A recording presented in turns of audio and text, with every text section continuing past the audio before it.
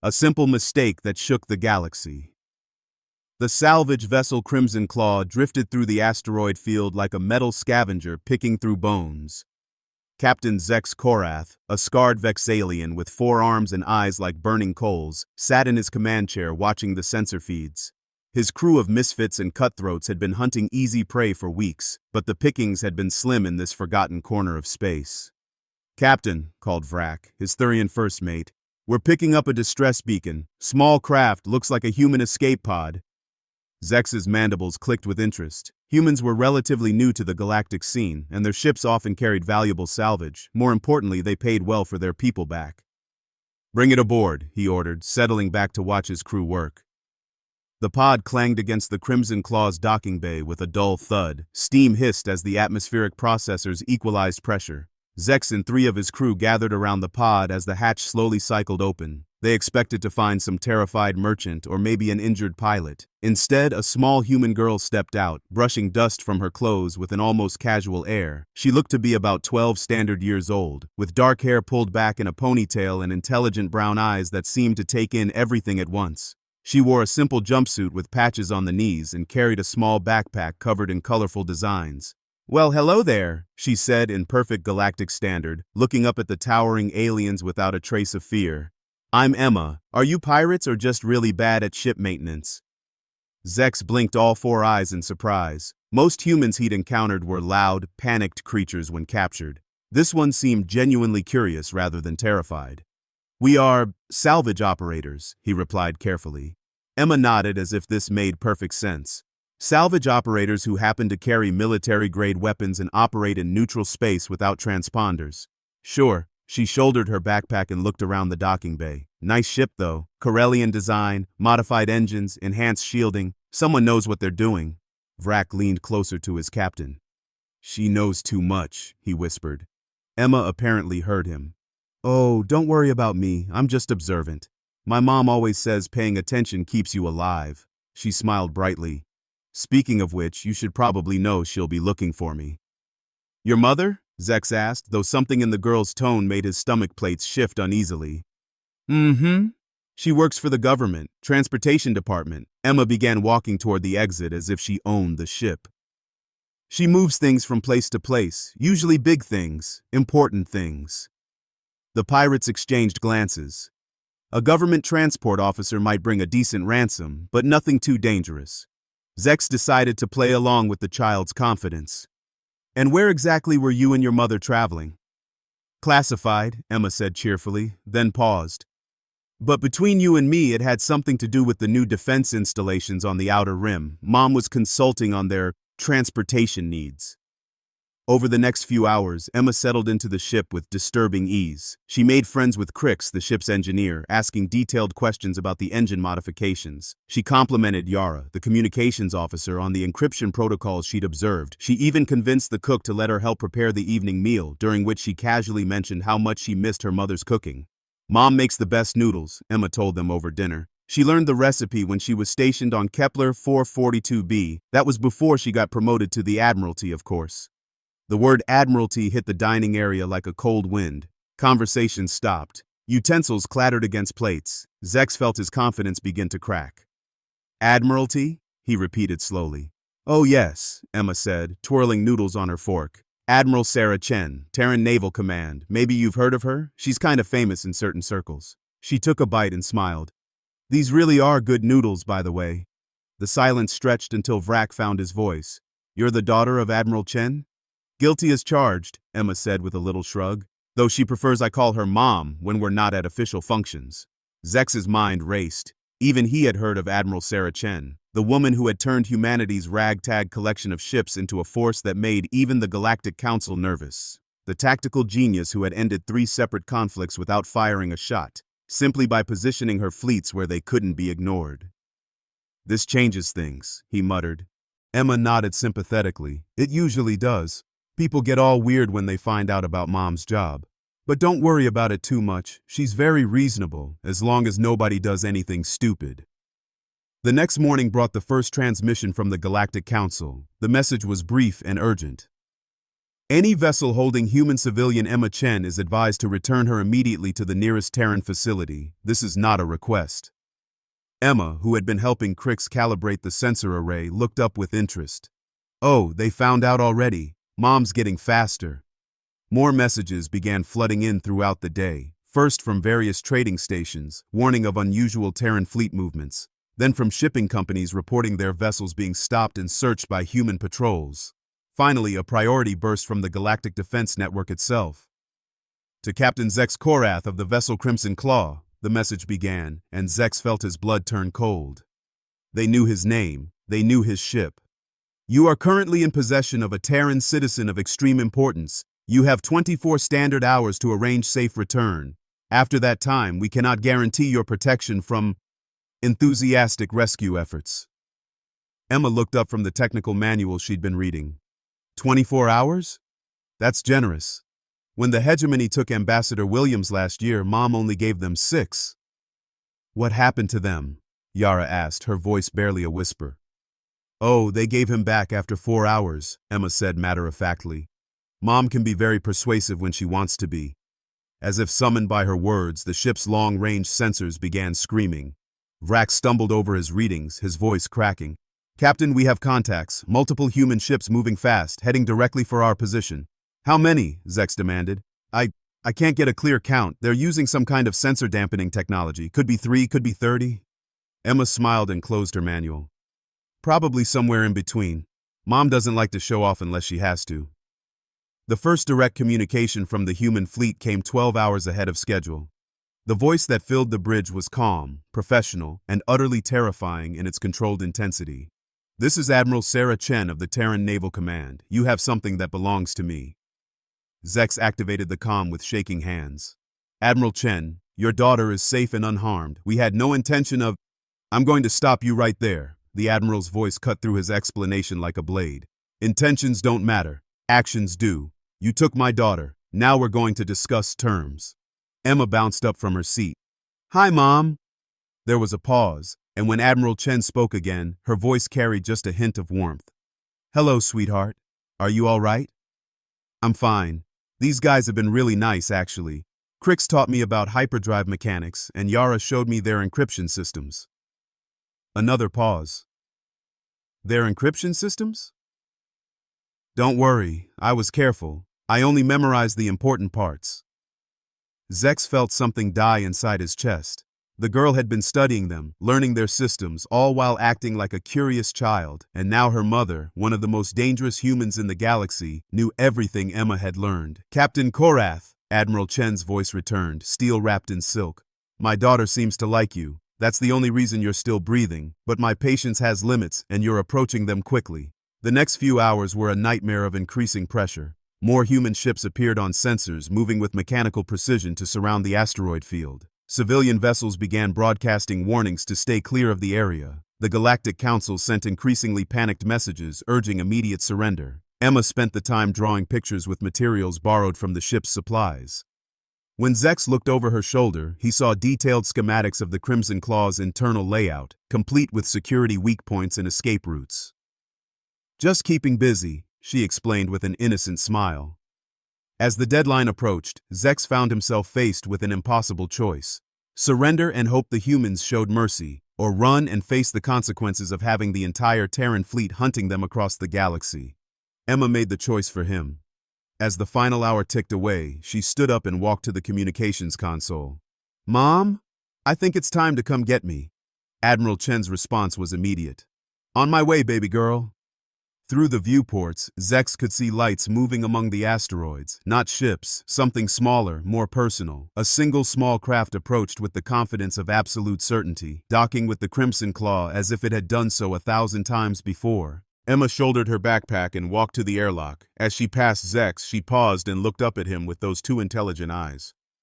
For what it's worth, she said quietly, you really weren't that bad as pirates go. But next time, maybe check who you're kidnapping before you take them. It'll save everyone a lot of trouble. The airlock cycled open, and Admiral Sarah Chen stepped aboard. She was smaller than Zex had expected, barely reaching his lower shoulders, but she carried herself with the kind of presence that made the air itself seem to snap to attention. Her uniform was crisp, her movements economical, and her eyes held the calm certainty of someone who had never lost a battle because she never fought one she couldn't win. "Emma," she said, and her daughter ran into her arms. For just a moment, the legendary Admiral Sarah Chen was simply a mother holding her child. Then she looked up at Zex, and he remembered why entire star systems negotiated around her schedule. "Captain," she said politely, "thank you for keeping her safe."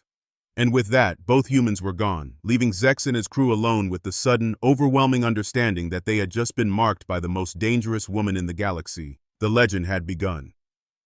When Admiral Sarah Chen goes to war. Admiral Sarah Chen stood in the briefing room of the TNS Indomitable, her flagship, studying the holographic display that showed the last known position of her daughter's escape pod. The room was filled with her senior staff, but nobody spoke. They had all seen the Admiral angry before, but this was different. This was personal. "Status report," she said quietly, her voice carrying the kind of calm that preceded storms. Commander James Park, her chief of staff, stepped forward. "Ma'am, we've identified the vessel that recovered Emma's pod. The Crimson Claw, registered as an independent salvage operation but suspected of piracy activities. Captain Zex Korath, Vexalian, multiple warrants but nothing proven." Sarah nodded, her eyes never leaving the display. "Fleet status?" "Third Fleet is already moving to intercept. Fifth Fleet is repositioning to cut off escape routes. Admiral Martinez has volunteered the Sixth Fleet as well." "And the Galactic Council?" "They've issued warnings against any hostile action in neutral space. Standard diplomatic protest." Sarah finally turned from the display, and her staff saw something in her expression that made them unconsciously straighten. "Gentlemen," she said quietly, 3 hours ago, someone made the mistake of taking my daughter. Not a Terran citizen, not a military dependent, my daughter." She walked to the window, looking out at the stars. "I've spent 15 years building humanity's reputation as reasonable partners in galactic affairs, rational, predictable, diplomatic." She turned back to her staff. "That reputation just became a liability." Commander Park cleared his throat carefully. "Ma'am, what are your orders?" "We're going to get Emma back. And then we're going to make sure this never happens again to any human child anywhere in the galaxy." The transformation of the human fleet was swift and absolute. Ships that had been scattered across dozens of systems began converging on the pirates' location with mechanical precision. The Indomitable led the charge, her enhanced engines pushing her far beyond normal safety parameters. But Sarah wasn't content to wait for the fleet. As soon as they were within range, she took a small, fast ship and went ahead alone. Her security detail protested, but she overruled them with a single look. "Emma's scared," she said simply. "She needs her mother." What the pirates couldn't see was the web of intelligence and preparation that surrounded their simple salvage operation. Emma's casual observations had been transmitted through quantum-encrypted channels built into her emergency beacon. Every system weakness, every crew schedule, every tactical detail was now in Terran Naval Command's possession. Commander Park coordinated the operation from the Indomitable's bridge. "Admiral Chen has docked with the pirate vessel. All ships, maintain position but prepare for immediate action if needed." On the Crimson Claw, Emma hugged her mother tightly, breathing in the familiar scent of her uniform. "I missed you, Mom." Sarah held her daughter close, running quick fingers through her hair to check for injuries. "I missed you too, baby girl. Were they kind to you?" "They were okay. Scared mostly. I don't think they knew who I was when they picked me up. That doesn't matter now." Sarah's voice carried steel beneath the gentleness. "You're safe, and we're going home." But as they prepared to leave, Emma caught her mother's arm. "Mom, wait. They really weren't bad people. They shared their food with me, taught me things, kept me safe. Maybe this could be a teaching moment instead of a punishment one?" Sarah studied her daughter's face, seeing not just the intelligence that made her so proud, but the compassion that made her prouder still. "What do you suggest?" "Let them go, but let everyone know why. Sometimes the best way to make a point is to show mercy when you don't have to." For a moment, Sarah Chen the Admiral warred with Sarah Chen the mother. The Admiral wanted to make an example that would echo across the galaxy. The mother wanted to honor her daughter's wisdom. The mother won. Sarah activated the ship's communication system, knowing her words would be recorded and transmitted across known space within hours. "Captain Korath, you and your crew have shown kindness to my daughter when you could have shown cruelty. You've fed her, protected her, and treated her with respect even after learning who she was." She paused, letting that sink in. "Because of this, you're free to go." But understand this, the only reason your ship isn't an expanding cloud of debris right now is because a 12-year-old girl asked me to spare you. Remember that. Remember who showed you mercy and why." The pirate captain's voice came through the comm, shaking with relief. "Admiral, thank you. Don't thank me, Captain. Thank Emma. And do me a favor. Anything. Spread the word. Humans protect their children. All of them. Anyone who forgets that lesson might not get another chance to learn it." As Sarah and Emma departed the Crimson Claw, the pirate crew stood at their viewports, watching the small human craft fly away. Around them, the asteroid field was lit by the running lights of what seemed like half the human fleet, ships that could have reduced their vessel to atoms without breaking stride. But they hadn't. Because a child had asked for mercy, and her mother had listened. The story spread across the galaxy faster than any official transmission could have carried it. In bars and trading posts from the core worlds to the outer rim, beings whispered about the human admiral who could have destroyed an entire pirate crew but chose mercy instead, not because she was weak, but because her daughter asked her to. The Galactic Council convened an emergency session 3 days later. Representative Thex of the Andromedans called the session to order with obvious nervousness. "We are here to discuss the recent incident involving Admiral Chen and the pirate vessel Crimson Claw. While we appreciate that the situation was resolved without violence, we must address the concerning display of human naval power." Ambassador Williams, humanity's representative to the Council, remained seated when others might have stood to defend their actions. "Representative Thex, I'm curious about your concerns. From our records, a human child was kidnapped, held for ransom, and then returned unharmed to her family. Where exactly is the problem?" "The problem," interjected Representative Clark of the hegemony, "is that your admiral deployed 3 entire fleets to recover a single individual. The show of force was excessive." Ambassador Williams smiled politely. "Representative Clark, how many of your fleets would you deploy to recover one of your offspring?" The question hung in the chamber like a challenge. Most species didn't have the same attachment to individual children that humans did. Their young were raised communally, often without knowing their biological parents. "That's not relevant," Clark replied weakly. "Isn't it?" Williams stood now, his voice carrying across the chamber. "You see, honorable representatives, this incident has taught us something valuable about galactic civilization. Many of you were willing to look the other way when pirates took a human child. Some of you even suggested we negotiate with terrorists." Murmurs rippled through the assembly. Williams continued. "But not one of you asked the important question. Why did this happen in the first place? Why did pirates think they could take a human child and face no consequences?" Representative Thex's mandibles clicked nervously. "Ambassador, surely you don't suggest—" "I suggest nothing. I state facts. Fact 1. Human children are off limits. All of them. Everywhere. Always. Fact 2. Anyone who harms or threatens a human child will face the consequences. Fact 3. Those consequences will be immediate, overwhelming, and final."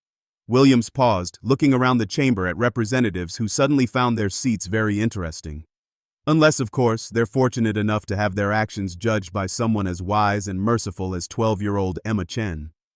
The session ended without any formal resolutions, but the message was clear. The galaxy had learned something new about humanity that day. They would negotiate almost anything, compromise on nearly any point, and bend over backwards to maintain peaceful relations. But touch their children, and all bets were off. Back on Earth, Sarah and Emma sat on the porch of their home overlooking the Pacific Ocean. Emma was working on her homework while Sarah reviewed fleet deployment reports. "Mom," Emma said without looking up from her math problems, "do you think they got the message?" Sarah smiled, watching the sunset paint the waves gold and red. "I think so, baby girl. I think they understand now that some lines shouldn't be crossed." "Good," Emma said, erasing a mistake and trying the equation again. "I like those pirates. It would have been sad if you had to blow them up." Sarah laughed despite herself. "Where did you learn to be so bloodthirsty?" "From you," Emma replied with a grin. "You always taught me to be nice to people, but also to make sure they know the consequences of being mean." "Is that what I taught you?" "That and orbital mechanics, fleet tactics, and how to read sensor displays." Emma finally looked up from her homework.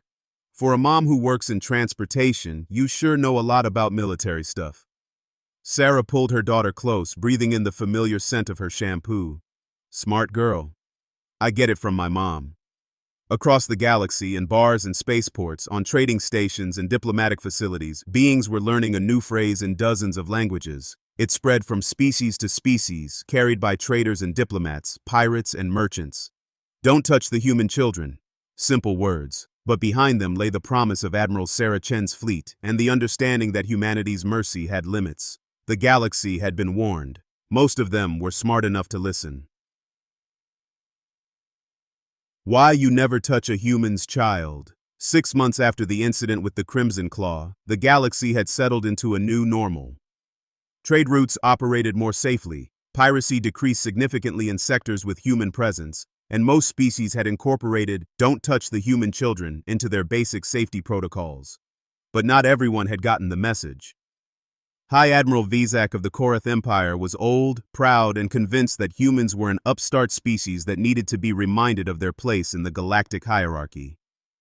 When his intelligence division presented him with an opportunity to capture several human diplomatic families as leverage in trade negotiations, he saw it as a chance to test humanity's resolve. They made a show of force over one child, he told his war council, his scaled hide bearing the scars of a dozen conflicts. Let's see how they react when we have 20. The attack came during a routine diplomatic conference on the neutral world of Sanctuary Prime. Korath Special Forces, disguised as station security, swept through the diplomatic quarter during a cultural exchange event. They took everyone: ambassadors, trade representatives, their spouses, and their children. Among the captured was 10-year-old Marcus Rodriguez, son of Ambassador Elena Rodriguez, and 8-year-old twins Sarah and Michael Kim, children of Trade Representative David Kim. The Korath had specifically targeted families with children, believing this would give them maximum leverage. They couldn't have been more wrong. The first sign that this was different from the pirate incident came when the emergency beacon activated.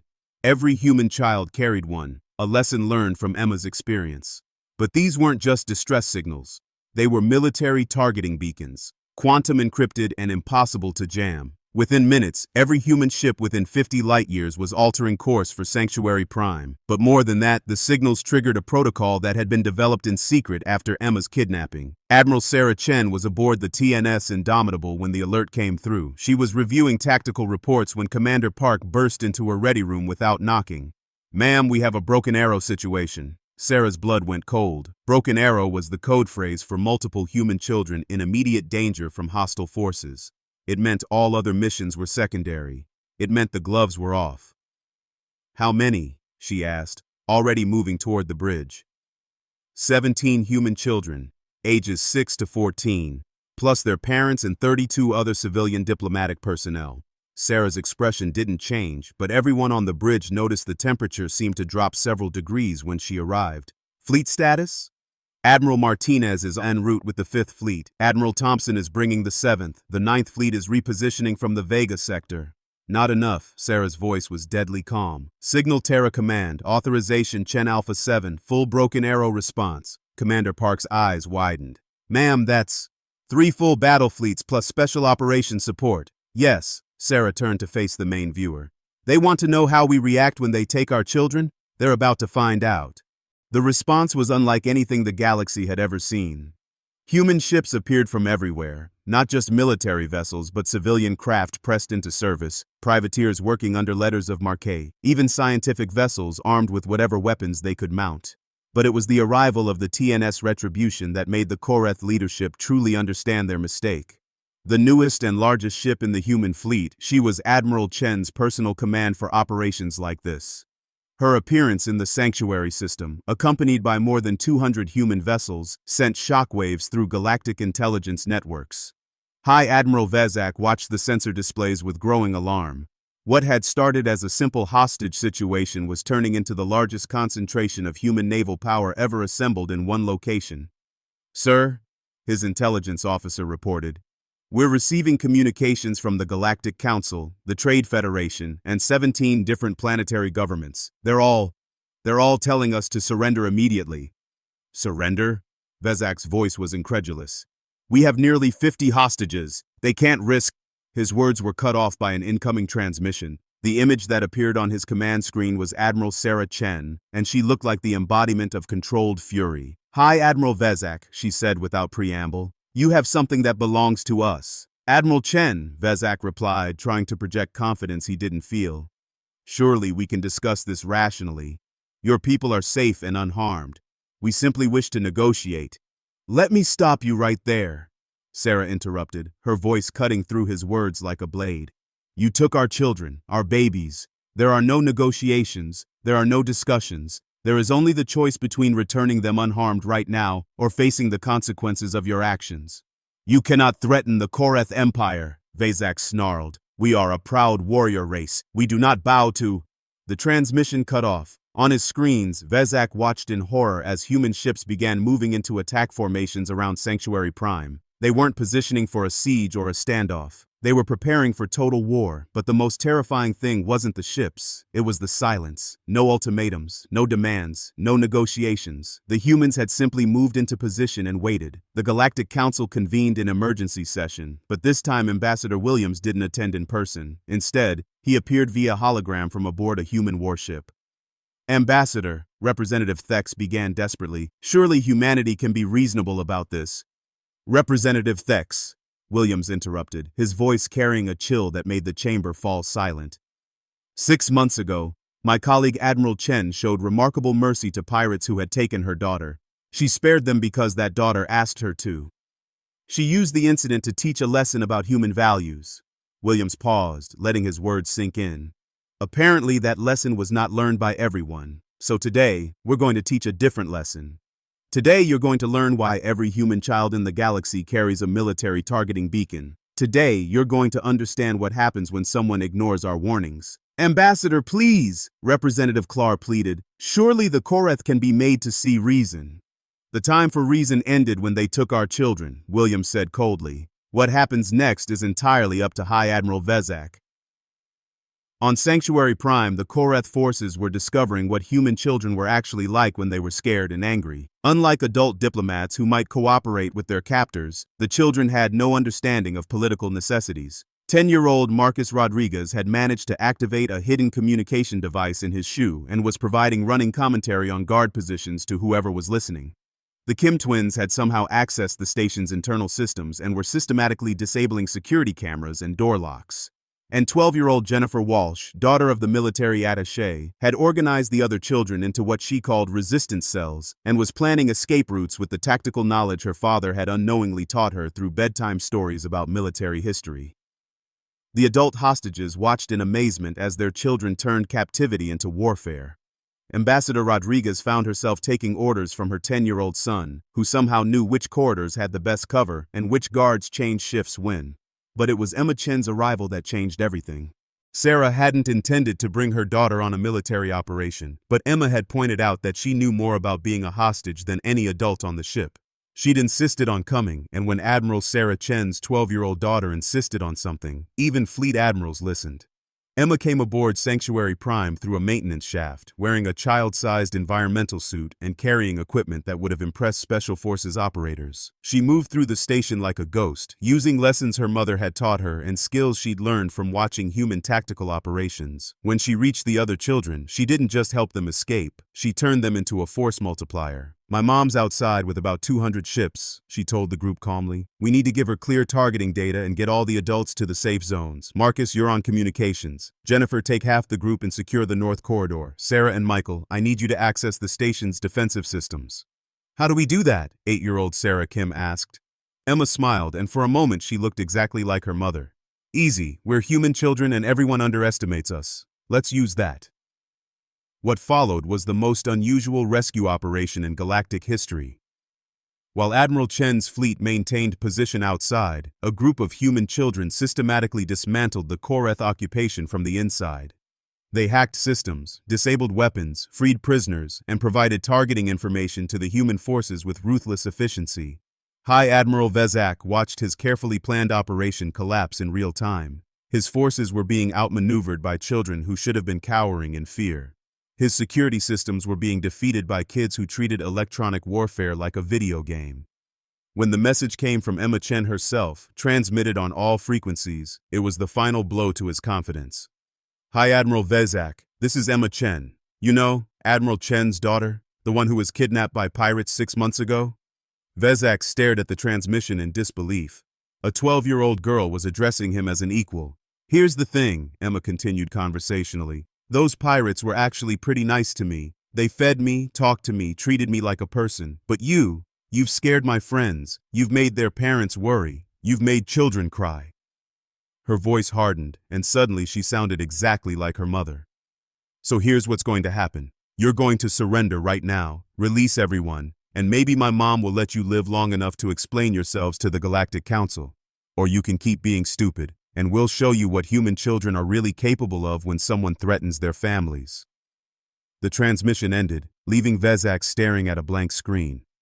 Around him, his officers were looking at him with expressions that ranged from disbelief to outright terror. "Sir," his tactical officer reported with a shaking voice, "we're receiving surrender requests from our own ground teams. They say the children have somehow taken control of the station's defensive systems and are threatening to vent atmosphere in their sections if they don't cooperate."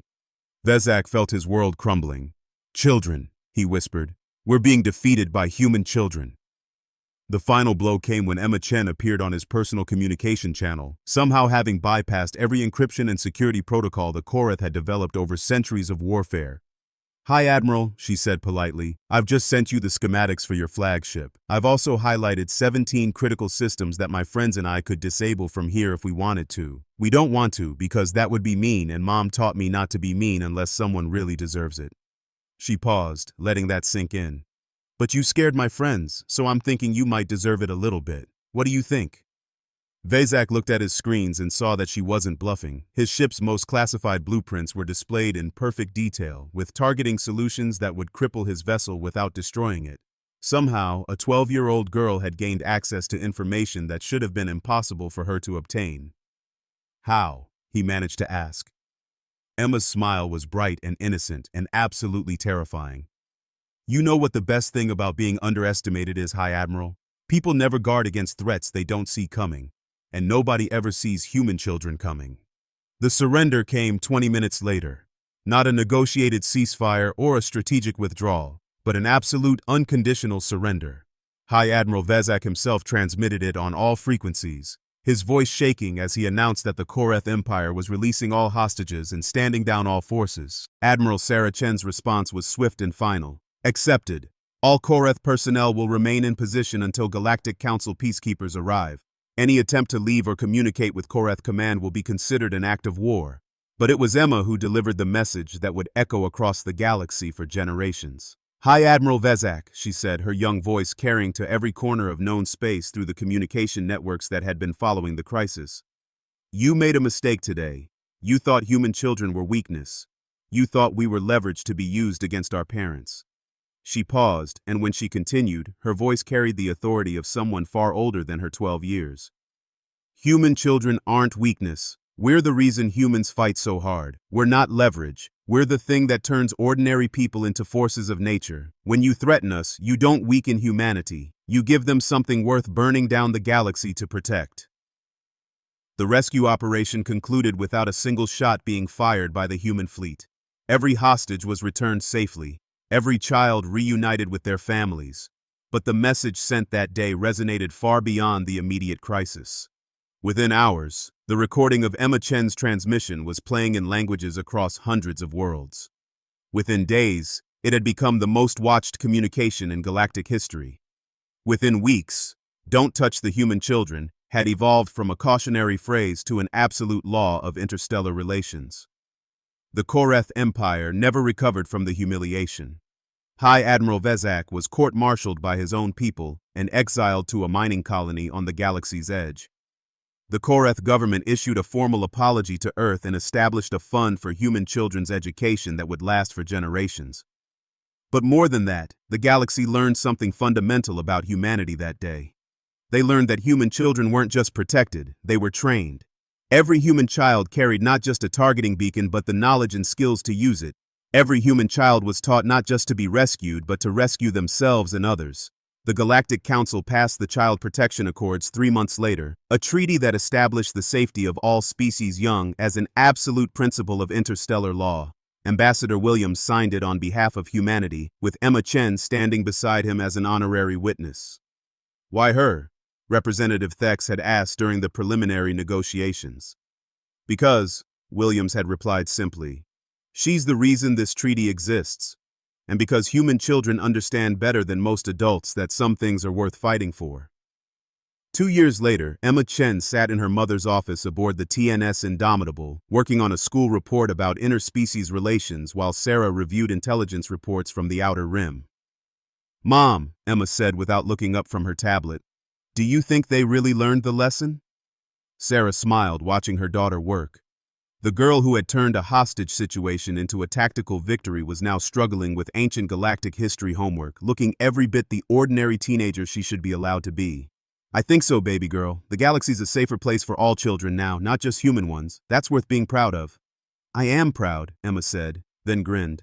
"But I'm also kind of hoping nobody else is dumb enough to test us again. It's exhausting being a symbol of humanity's protective instincts." Sarah laughed, pulling her daughter close. "You know what you are, first and foremost?" "What?" "My daughter. Everything else is just bonus." Across the galaxy, in a quiet bar on a trading station in the neutral zone, a group of alien spacers were telling stories over drinks. The conversation had turned, as it often did, to the humans and their place in the galactic community. "They're not like us," said a Vexalian trader, shaking his four-armed frame. "Other species you can negotiate with. You can find common ground, make deals, find compromises." "But," prompted a Thurian engineer. "But touch their young ones and all that civilized behavior disappears. They turn into something else, something that makes you remember why their homeworld evolved apex predators." An older Koreth veteran, one of the few who had served under Vezak and survived to tell the tale, nodded grimly. "I was there at Sanctuary Prime. Watched a 12-year-old girl dismantle a military operation with nothing but curiosity and a tablet computer. Watched her turn a group of scared children into a tactical asset." He took a long drink before continuing. "The worst part wasn't that she defeated us. The worst part was that she was disappointed in us, like we were adults who should have known better but had chosen to be cruel anyway."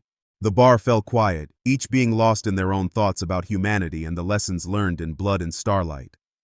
Finally, the Vexalian trader spoke for all of them. "The humans have a saying, it takes a village to raise a child. They just never mention that they're willing to burn down the galaxy to protect that village." Outside the station's viewports, human ships moved in the distance, going about their business of trade and diplomacy and exploration. But everyone who saw them remembered the other side of humanity, the side that emerged when their children were threatened. The galaxy was safer now, not just for humans, but for everyone, because sometimes the best way to protect innocence is to make sure everyone understands the consequences of threatening it.